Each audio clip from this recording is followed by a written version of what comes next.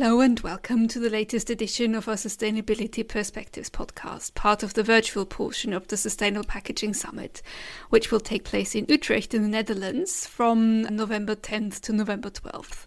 My name is Elisabeth Skura, and today we have a very special episode of the podcast where I hand the reins of moderating over to the Siegwerk team and to Disha, who is Siegwerk's Strategy and Program Manager for Circular Economy. And she will host a discussion with Belal Habib, who is Head of Global Brand Owner Collaboration at Siegwerk, Sarah Ma, who is a Senior Global Sustainability Manager at the company, and Gilles Lemoine, who is Head of Business Unit CE Coatings at Siegwerk. They will discuss in depth how packaging can be made fit for the future with inks and coatings, and how sustainability ambitions, transparency requirements and market demands can be met. So, without further ado, over to you, Disha. I look forward to a really interesting discussion.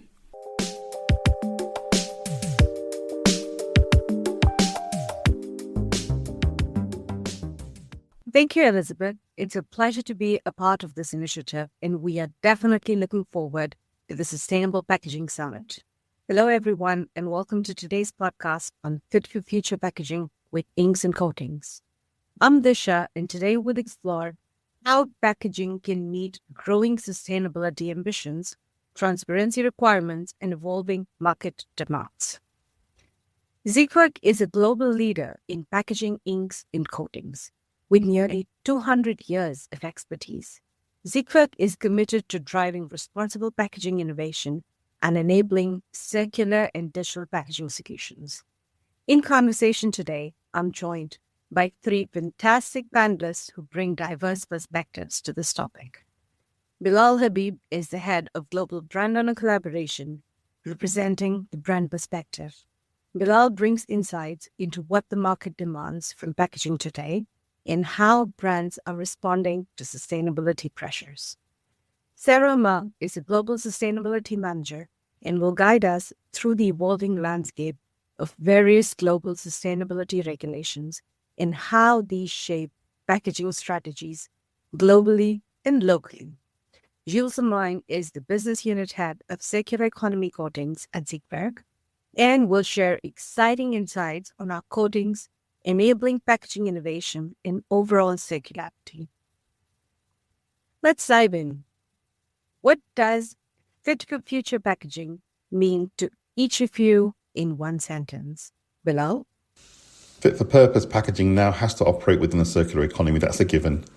But it has to connect from a brand credential standpoint with the consumer on all aspects, has to deliver functionality, and of course, adhere to waste management regulation worldwide. Thank you. Sarah?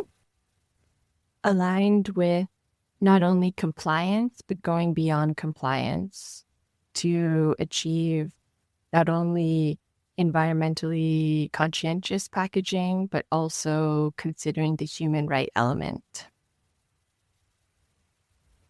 You? Yes, good points already that are made. I can say that this is a good mix of technical challenges that it still need to be overcome somehow, and also the fact that we still need to be conscious that the economical factor is very important if we want to move to more sustainable solution. Thank you, everyone. Now that we've set this stage, let's start by understanding what the market is actually asking for. Belal, let's start with you. From a brand perspective, what are the top 3 packaging expectations you're hearing from customers today? The top things that brands are talking to us about, of course, are if you look at the cost of living crisis overall everywhere in some form or the other, this trickles down to their costs. And so with design to value is a huge, huge issue. We've really got to manage design to value. And now when you overlay this with the cost of so-called circularity on top, and then added cost of functionality to bring things up to speed with what was already there at an optimized cost, if you think about post-World War II, where we've optimized materials down to a T by now, and we have a perfectly well-oiled machine in the way of delivering packaging to the market, and to disrupt all of that with rising awareness and need for circularity, this is going to have a huge impact. And of course, We have to remain connected to consumers from a brand perspective. You've got new channels, you've got new technologies, digitization, all of these things at one level, which are enabling a massive change and disruption. But then this meets the real world of factories where you have metal and things being produced in a certain way that have to suddenly adapt to be flexible, which costs a lot of money. So cost is a huge, huge issue for brands. And within all of that, remaining true to the consumer, true with the brand message, and being able to function worldwide from a waste management perspective, where you may need compostability in some regions, recycling is not up to speed, etc., is a huge challenge. How do inks and coatings play a role in shaping brand perception around sustainability? Inks and coatings can offer huge flexibility and choice. It's like a new playbook. If you think about substrates as a clean sheet, you can do so many different things with flexibles and papers. From an efficiency performance standpoint, conforming to regulations, going into the mono substrates, there are so many different things we can do with inks and coatings. The main challenge is really understanding what is the objective we're trying to achieve. If that can be articulated clearly, inks and coatings have quite a good chance of delivering against these. That's quite an interesting point, and I would love to know, are there any trade-offs between design freedom and sustainability when it comes to coatings and inks? I think the trade-offs are a little bit connected to what I said earlier. In an ever-changing world, which is rapidly advancing in different ways with digitization, new channels, new ways of selling to consumers, social media, logistics have a big impact. Within the logistics, the whole unboxing experience, so the whole consumer connect is something which is evolving anyway for brands. And on top of that, you've got your financial aspects that I mentioned earlier. You've then got the circular economy on top. So the trade-offs are going to have to somewhere take place within the shelf life space, maybe pack sizing, decoration, new requirements from consumers, what exactly they're looking for. In the whole world of IoT, how do you start to compensate more for physical things with digital aspects and reduce cost there? So I think there's going to be a trade-off in many ways in different things, but exactly what they'll be, they'll come down to the concepts that the brands develop. But for sure, shelf life, I can imagine, is something that will be looked at in many different ways, because that has a knock-on effect on the quality and functionality of packaging. That's so rightly said. If I can add to it, I remember a brief meeting with one of the brand owners in the Philippines who was struggling with the very same issue that you mentioned around shelf life versus innovation for sustainability. And they mentioned that for their customers, it's very important to have something with a longer shelf life because it's a typhoon prone area or they want to stock up for emergencies. And something with a very short shelf life might not be ideal for those kind of consumers, for their mindset. So I think that definitely increases the complexity of the situation where you really need to cater to different geographies, different consumers, and strike the right balance between various trade-offs. Thank you, Bilal. That gives us a great view of the market needs, but what's shaping those needs behind the scenes? Sarah, I think you can walk us through the most impactful upcoming regulations around sustainability, like CSRD, PPWR, etc. And maybe it would be great if you could also share how do they affect packaging choices? Thanks, Disha. Yes, and I'll try not to speak in acronyms. I know the world of regulation is so dictated by so many acronyms. Yeah, so globally, we are really seeing a lot of what I'll call sustainability regulation grow, especially over the last 3 to 5 years. And the growth is at different rates. In the last few years, it's been quite exponential with some, now more recently, some slowdowns. But from a net perspective, there's still certainly growth. And it's these regulations are not only defining action, but also requesting increasing transparency and comparability. So Ziegwerk, as we're headquartered in Europe, we're subject to a lot of European regulation. which tends to be some of the strictest in the world for safety, for reporting, supply chain responsibility. Not always. California, India, China, we're really seeing an emergence of stricter requirements and moving very quickly in development and implementation of regulation. But nonetheless, Europe is a good goalpost in which to look at and monitor regulation. So with that in mind, some of the important regulation for SIGFAR coming up is, as Bilal mentioned, the PPWR, which stands for Packaging and Packaging Waste Regulation, which enforces mandatory recyclability, recycled content quotas, waste rate reduction targets. And it's quite prescriptive and quite demanding. For example, by 2030, all packaging must be recyclable, and by 2035, recycled at scale. This is significant for any company that feeds into the packaging supply chains. So ZIGFAR is certainly factoring in these requirements and the design for recyclability guidelines when we're considering development of inks and coatings, for example, fit for purpose. Another fairly significant regulation on the horizon is the Corporate Sustainability Reporting Directive. So this is a regulation that's being developed where all large companies, not just listed companies, must report their material or relevant sustainability activities. And this is really not about performance of sustainability, but transparency of sustainable activities. And this is really important if you want to start to compare companies and activities and actions. So it's really asking for companies to open up on their activity and talk about it with a level of data due diligence that's never really been asked before, especially for non-listed companies.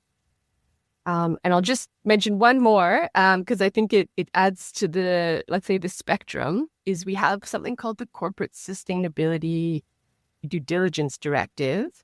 And this is mandating companies to assess and mitigate human rights and environmental risks, across their supply chains. So for packaging, this includes sourcing materials responsibly, ensuring fair labor practices in production, and minimizing environmental harm. So this is really about improving performance of these activities. And this is certainly relevant as the packaging companies are global, and this is it's asking you for a global risk assessment and mitigation of certain activities. But though we're headquartered in Europe, of course, we have a global footprint. So we look at global impacts. And as I mentioned, some of these, let's say, more different regional regulations, we certainly have an eye on because they're also dictating a lot of activity. I think the EPR, or Extended Producer Responsibility regulations in California, are a good example, or fees regulations, however you want to call them. But this is really an impact that's influencing recyclability design guidelines, which have a trickle-on effect globally. So different recyclability associations, they speak to each other. And so we might have an American influence recycling design guideline that then has impacts in Europe. And so, and this is being factored into the packaging and packaging waste regulation. So there's really these knock-on effects that certain regional, or let's say country-specific regulations can have a global impact. And it's something that we're certainly monitoring, especially when it comes to design, reporting, and due diligence. I think that's a very powerful point, Sarah, especially around the global spillover that you mentioned that are influencing different packaging strategies around the world. So the example that you gave about the US regulations or the European regulations, I think these two regions are also very big import markets. So a lot of other countries around the world which are exporting to Europe or the EU would definitely also be impacted by the regulations that shape these regions. So I think it's a very interesting point that you mentioned around EPR and in general having global spillovers when it comes to legislation. To continue that thought, I mean, these days, supply chains are very global. And it's very possible that most of the products that we have around our house might have been produced, or the packaging might have been produced in some other part of the world, thousands of kilometers away. So maybe along these lines, would you like to share your thoughts on the need for harmonization of global standards for sustainable packaging? Absolutely. Yes, definitely. The fragmentation of regulations still exists. And though these different associations defining recyclability guidelines speak to each other, they're still different. And so we have different definitions in different countries of what is recyclability, what are labeling requirements, what materials are accepted and banned.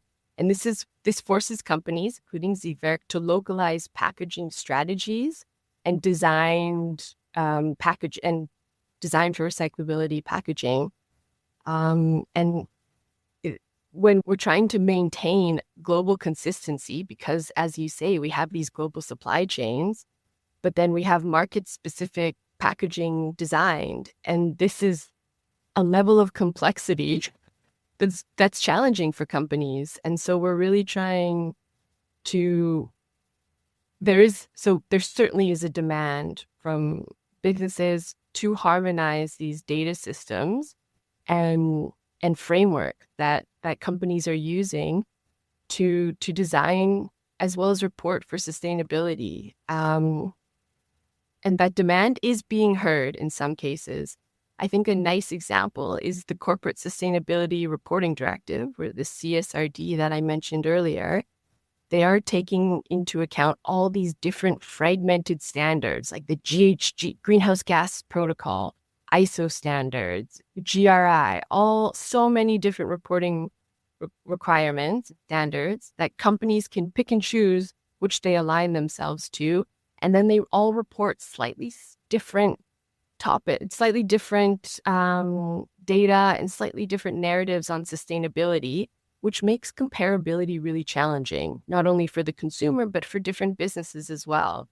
So the CSRD, this reporting regulation, has taken this into consideration. And so they brought together all the different standards to the same table, and they really are trying to create a single harmonized standard that companies can report their sustainability efforts against. So it eliminates this level of complexity and adds a level of comparability. So step by step, we are seeing this, and which is good. And hopefully, as more and more countries sort of come together with similar levels of maturity on sustainability, we'll start to see this more and more. Thank you, Sarah. I think what you mentioned around harmonization is very, very important. And a recent frustration that I could share along these lines, and why I am all in favor of harmonization, at least for packaging in this case, is I remember buying a bottle of soda from one of the local supermarkets in Germany. And in Germany, you have the deposit return scheme. And I took it with me to the Netherlands. And just across the border, the bottle or the deposit had no value. So I think it's just these small examples, even when you cross the border just a few kilometers into another country, the whole legislation changes, the system changes. And I think when we're moving to a more global supply chain, it just increases the need for harmonization. This was a very small example, but I think going forward with PPWR and other legislations, things might change for the better. Well, now let's shift to the technical side. Gilles, let's talk solutions. What are the most common challenges in packaging today that can be addressed through coatings to support recyclability, compostability, or reuse? Yeah, it's a good point. I mean, we just heard Sarah explaining the upcoming challenge on the regulatory side of things, and what does it mean for packaging and the packaging industry as a whole? Is that the traditional barrier layers that are used in everyday packaging and mostly flexible ones, but also fiber-based packagings, are composed of multi-material laminates. And those multi-material laminates are extremely difficult and costly to separate. So they are composed of, for example, a paper-based layer, so which is the main substrate usually, which is combined with a polyethylene, aluminum foil, all those kind of layers, which are bringing, of course, very good and very high performance barrier aspect. But at the end of the day, they are not recyclable and won't be complying with most of the regulation that are rolled out currently globally. And that's where coatings can play a critical role. Definitely, in this case, the role of coatings is to compensate for the loss of barrier performance if you start removing and simplifying the packaging structure. So that is very important. That is a very important aspect when we develop coatings, is to take into consideration that the goal here is to first enhance the barrier performance of the initial substrate, whether paper-based or film-based substrate, but also making sure that it won't affect the recycling stream and be recycled, or even better, be compostable, which is another definitely a bigger challenge as well. So this is very important. So there is this regulatory aspect where coatings can play a role, but also there is what I usually say, the consumer push, which is a bit linked to the brand as well, where we are all as consumers willing to get better packaging. We are more and more aware about the impact we have, not only the food we consume, for example, but also how it has been packaged. And this is super important. And you see a clear growth in the packaging industry for green packaging that can be usually paper-based. That's where the consumers want to go. And we have a role as coatings producers to be there and to make sure that our coatings can help the brand go in that direction and develop packagings that are greener and more sustainable by being more circular at the end of the day, recycled, reusable, or compostable. Right. Referencing Bilal again about how he explained what the brands are looking for, Gilles, how do you balance performance of, for example, barrier properties with sustainability in innovative product development? Yeah, this is a good point. I think not only brands, but the entire industry needs also to change a bit the mindset when it comes to the way we have been designing packaging for the last 50 years, basically. We had great technical solutions which were providing fantastic performance, fantastic barrier performance in particular. Now, sometimes this is a bit over-engineered as well. So this is maybe what we need to think about is we need to maybe change the way we were thinking packaging. And we used to have like an all or nothing approach. We might need to adapt a bit this because some items that we package today don't necessarily need super high performance when it comes to the barrier aspect of things. So we might need to change that. And this is our role as coating producers to make sure that we understand the full aspects. So making a proper life cycle assessment and all those kind of things to make sure that we can bring some guarantee when it comes to the performance of our coatings and say, this type of coatings can be perfect for dry snacks, for example. These type of coatings can be perfect for food service application where the items won't be exposed to the packaging for quite a long time. So this kind of approach is very important. So this, I would call it the education part of it, because we are all trying to learn together here. When it comes to the technical aspect, I think there is still a lot of things that can be done. And this is what is really exciting about this sector, because we have some good coating solutions in place, but we can certainly go beyond that and develop what I would call the holy grail, which would be a bio-based solution, fully compostable, bringing great barrier performance, but also sealing. We are far from there, but we are making progress there. One thing I can mention is that Sigvec has recently acquired a company called Alinova. Alinova for us is a great asset because this company brings very strong formulation expertise. And this is great because we need this aspect as well. Sigvec knows and understands very well packaging and the necessity to help packaging move to more circular solutions. But we need some companies like Alinova to help us also on the chemical aspect of things and develop better solutions, better formulation, greener solutions. So that is a very good added value for us for the coatings business unit. That sounds fantastic. Well, maybe another question along the same lines. How can coatings support the idea of fit for future sustainable packaging? Do you have a few more examples you can share with us? Yeah, I think along the same way, first of all, is really developing fiber-based solutions which are somehow able to replace some multi-structured system. So that is a real challenge from a technical aspect. So really improving the barrier performance of fiber-based product is very important. Here, I would say this is where the collaboration aspect of things is very important. That's where we need to collaborate with the paper manufacturers, because the big difference between a fiber-based substrate and a plastic-based substrate is the fact that it's never the same type of substrate. The homogeneity, depending on the fiber, depending on the raw materials, these kind of things vary a lot. So coating can play a role, of course, but somehow limited at one point also to the quality of the substrate. So that's where the collaboration with the paper manufacturers is very important.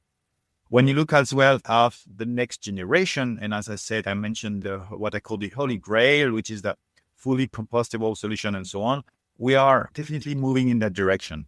I will give a very good example, which is one of the latest products we launched, which is a Circuit Natubar, which is a bio-based product compliant with the Single-Use Plastic Directive in Europe, and for which we got the Home Compostable certificate as well. So one typical example of application here is the paper plates that we use for birthday parties, these kind of things, where we need definitely to bring safe solution because it's in contact with our children, and we don't want also to harm the environment. And here the great thing is that it's fully compostable. So that is the best solution we can bring to the market.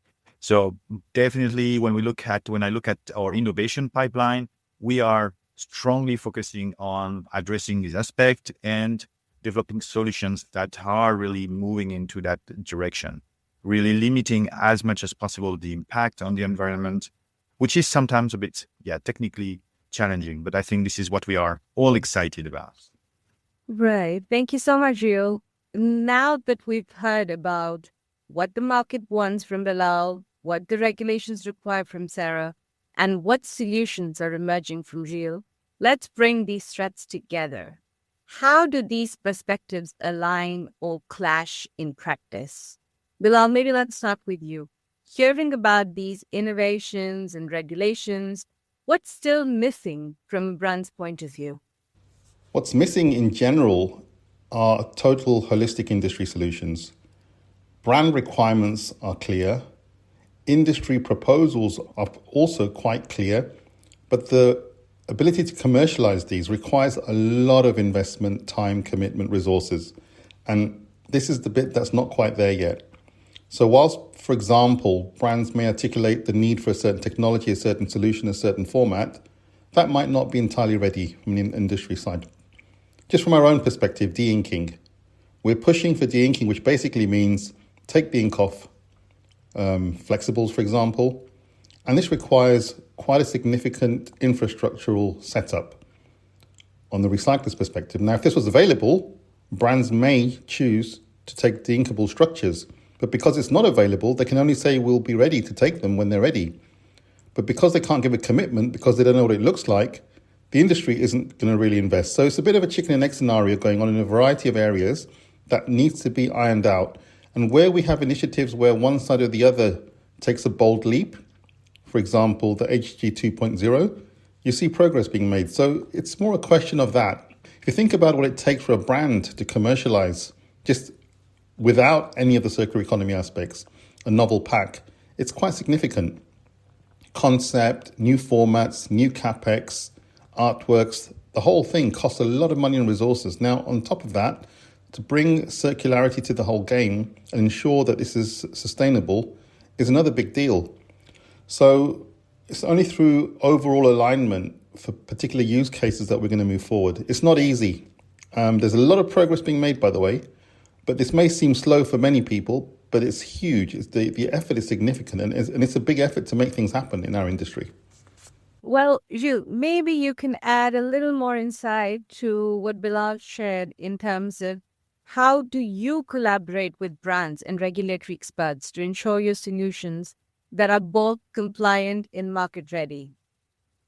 Yeah, that's a good point, because the economical aspect as well is very important, even more than before, I think. In the past, sustainability was a strong driver, and people were open to look at new sustainable solution, even if they were a bit more expensive than conventional solutions. Now it's less and less the case, and the overall economical aspect is very critical. And this is something we need to take into consideration when we develop new products.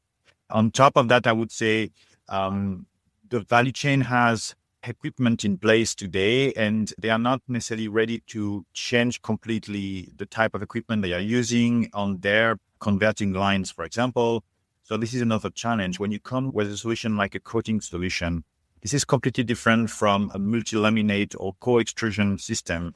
So they also need to adapt their product line with new printing steps, coatings application steps, drying steps. And this is, of course, expensive as well. So we are at the point where people are questioning themselves, is it the good time to invest in those new equipment? Will coatings be the winning solution in the future?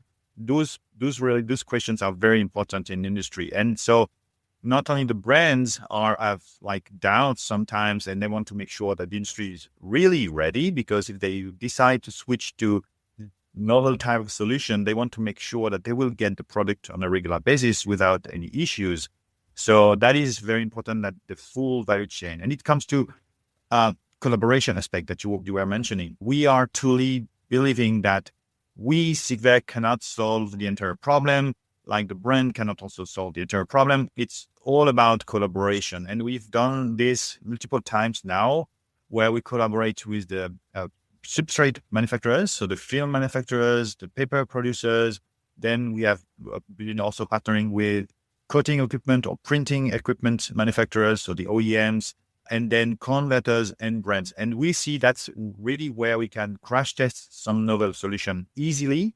And also then everybody in the value chain understand the constraints and the challenges of each members of this value chain. So that helps a lot progressing in the right direction. Ideally, what I would like to see more and more is also having the post-consuming people in the game as well. So we have little interaction with people which are playing a role in the recycling stream, for example. But I think this is also very important that we include those industry in the type of collaboration projects that we have, because ultimately they are as important as us to make sure that we are really circular system in place. Thank you, Gilles. I do hear loudly and clearly that collaboration is key in this case as well. Sarah, do you see any regulatory gaps that innovation could help close?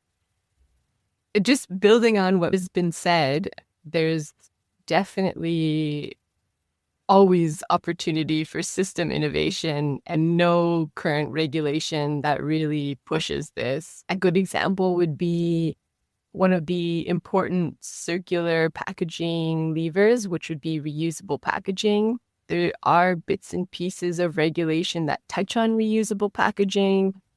Certain countries have a reusable packaging regulation already adopted into law.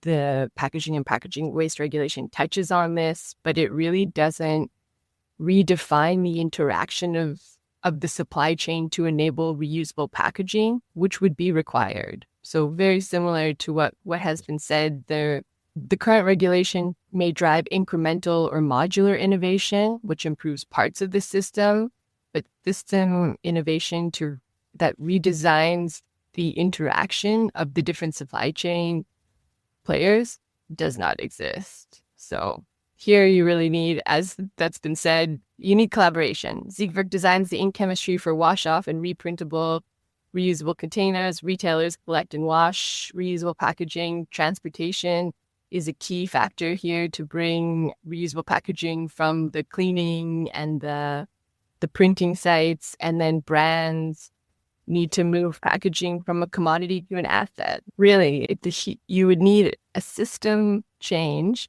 and no regulation currently drives this. So I think there's system innovation potential there. Thank you, Bilal, Gilles, and Sarah. This has been a rich discussion. But before we wrap up, I'd love to hear one final thought from each of you. What's the one thing that needs to happen to make packaging truly fit for the future? Bilal? Final words from me? Well, continued financial incentives to drive a circular economy. This is the number one thing we need to continue and drive harder. Unless there is a financial incentive, the circular economy will not fly. We have more than enough technical solutions to get started, and there's a lot of work already underway, as you can see. A lot's happening and a lot will happen, but getting the financial incentives in place for the best companies in our industry to drive forwards is going to be the thing that will make everything work. Thank you. Gilles? Nothing much to add, but I think it's a matter of time now. I think the industry must rapidly scale up commercial viability and adoption of monomaterial. We see it's happening, and we really have daily examples of solutions that are now working. But we need to not hesitate anymore and really move rapidly and get more and more structured and more packaging on the shelf, which are based on truly circular solution. I think that's very important. Mm-hmm. Sarah? Harmonized regulation. We need to have regulation not add to the complexity, but support implementation, which means we need some harmonization across the world for sustainability regulation. Thank you. Thank you, Bilal, Sarah, and Gilles, for the insightful discussion. And thanks to our listeners for tuning in. With this, I'll hand it right over to Elizabeth.